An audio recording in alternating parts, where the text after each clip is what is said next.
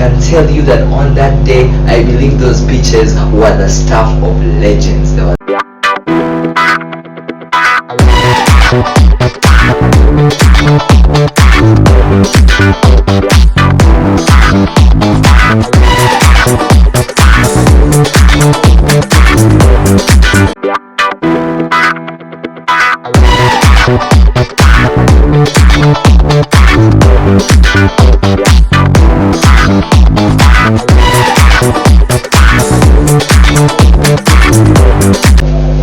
Hey yo, welcome back to Starting Out, a channel that is here for your personal development, growth, progress. So have you ever had a certain teacher speak in your class and you think, damn, this person should have been teaching at Harvard?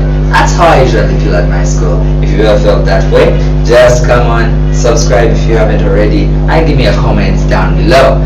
My school, my former school, my high school is probably one of, if not the best school in this country ever since its foundation in 1906. And after reading, of course, its story of its foundation, its centenary history, yes, I could see why many people would have wanted to be here. You would see that probably in the past, most of the people that taught the students directly were of British origin. You know, they were the actual whites, etc.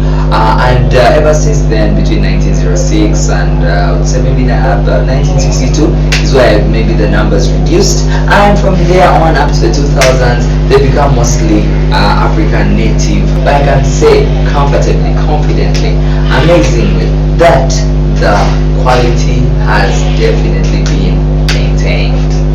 Well, being a sanguine, I have been particularly attacked for being easily impressed, but sometimes I believe that I see the beauty that others might not, and which comes into my secondary temperament, melancholic.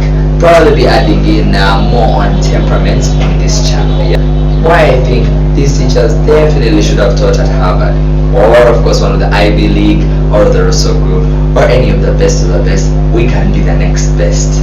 I reiterate this from a couple of lessons and Founders Days that I've had, where our teachers just had the opportunity to speak or officiate over a certain event. And well, let me just say that sometimes it's not only the beauty of that kind of language coming from an English teacher or a teacher of literature, but also from the science teachers. You come and you hear some vocabulary that definitely blows you away, and you're just like, wow. One lesson we were having is let me see, was it yes, it was a chemistry lesson, and the teacher came and said to us that, you know, let me let you write lest you make a mistake. In fact, I'm like, who uses lest? But this is really like top-notch vocabulary. Like, I really love the way they come in and put in the words, yes, but also the applicability of it. You know, they bring in the metaphors, they bring in the imagery, all these things, and you're like, wow, I'm sure the delivery of this message is what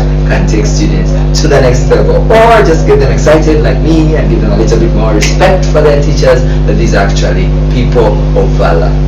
Being on Founders Day while being at a different event, a teacher of technical drawing came and said that I asked the head prefect to officiate over this function, and he vehemently took it upon himself. Wow, excited I had the word vehemently.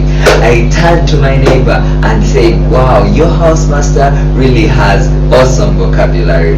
And he said savvily, well, that guy just likes to make up words. And we laughed it off really. Then there were those senior 2 days where we would have the teachers of the heads of departments of different subjects pitch to us to choose their subjects as the optional subjects on top of the 8 compulsory subjects that we did that time. They came with pitches for optional subjects like Ugandan, literature, food and nutrition, economics. Okay, it was commerce at the time. They came with pitches for all these different subjects, you know, the languages, French, German. I can tell you that on that day, I believe those pitches were the stuff of legends. They were the stuff of presidential campaigns. They were the talk of the Shark Tank pitches, Dragon's Den pitches. I was so spoiled for choice because they all came and gave such a nice and vivid description of the importance of their subjects and how you should take it on. But guess what? We could only choose 2. One department of Uganda, one of the most spoken languages here in Uganda, was that, you know, she brought a research paper from England talking about how in different universities Uganda was found to be one of the 40 most spoken languages. So it should definitely be a reason why you take on her subject. I was so amazed, I was so taken aback, I was taken aback, and I said to myself, this is really beautiful. Coming down to the teachers of physics. Physics was not one of my favorite subjects, but well, I had to do it all the way even up to A level. And I can tell you that the way they explained certain basic principles in light, in electricity, in mechanics, you could think that we were talking astrophysics.